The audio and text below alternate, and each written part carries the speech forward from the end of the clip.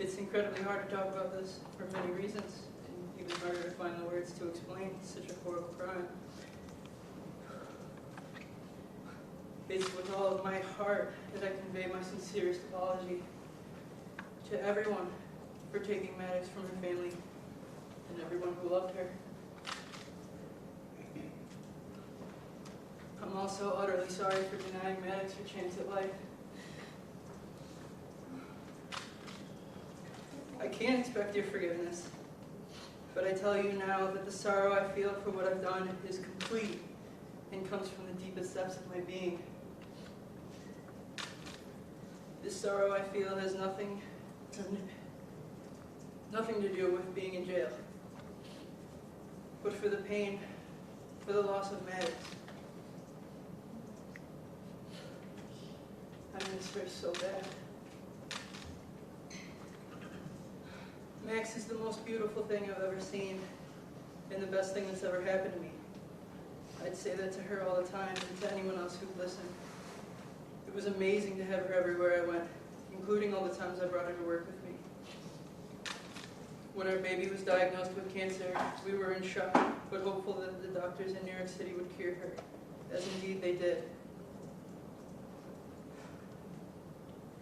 Even after enduring countless overnight trips to the hospital and fruitless attempts at soothing a baby who couldn't possibly understand why she couldn't eat for hours before invasive treatment procedures, the threat of her cancer returning was very real. Our work schedules were arranged so that one of us was always with the baby, but there was very little time for the three of us together, nor enough money for a sitter or much of anything else.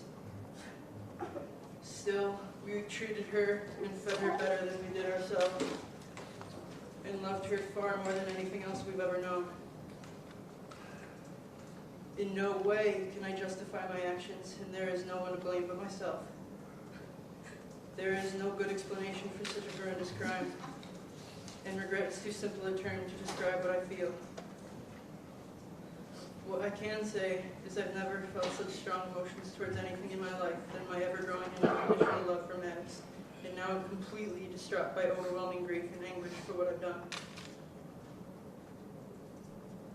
I was never jealous of my daughter. Both our families know I love Maddox. If anything, I only wanted more for her. Max was always at the top of my list, and is constantly, to this day, the focal point of my thoughts and actions since she first came into my life. I'll never overcome this feeling of loss, but I will spend the rest of my life trying to figure out how I got to such a dark, irrational state. She was my life's purpose, and making her happy was my job. Such strong feelings of love, however, brought equally strong feelings of fear and uncertainty when it came to my responsibility for her happiness. Although I blame no one else for my acts, as the pressures to give her the perfect life built up, I also struggled against relentless waves of negative emotions every day, bearing witness to the pain and sadness in many of my wife and daughter's interactions. Yet no reason and no psychological diagnosis seemed plausible to me to have made me commit this act against my very nature, taking the one thing I love most. This Easter, my father, weeping, asked me what I was thinking. In despair, I gave him the only answer I could. I don't know. Although these pressures led me to this unthinkable act, I cannot now make sense of what I did. There's no valid reason for why our daughter Maddox had to die. Not a second goes by when I don't wish I could take back what I did, and that Maddox would still be alive. I pray all the time that she's in a better place and that God and my mother are watching over her. To Morgan and all of those who loved her, I hope that from my plea and acceptance of responsibility, you can find at least some measure of closure from the pain I inflicted. This was, and is, without question, the worst act I will ever commit. I recognize that no one but myself can be blamed for this atrocity, and I will always be traumatized knowing I'm responsible for such incomprehensible actions.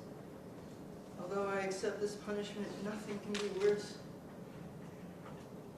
Nothing can be worse than my own despair at the loss of Maddox, and I regret that I'm not alone in that feeling. I love my daughter with all my heart. The only thing that can match my love and loss suffer now is the dreadful pain and remorse I feel for committing such a terribly terrible crime. I'm sorry. I know I can never be sorry enough.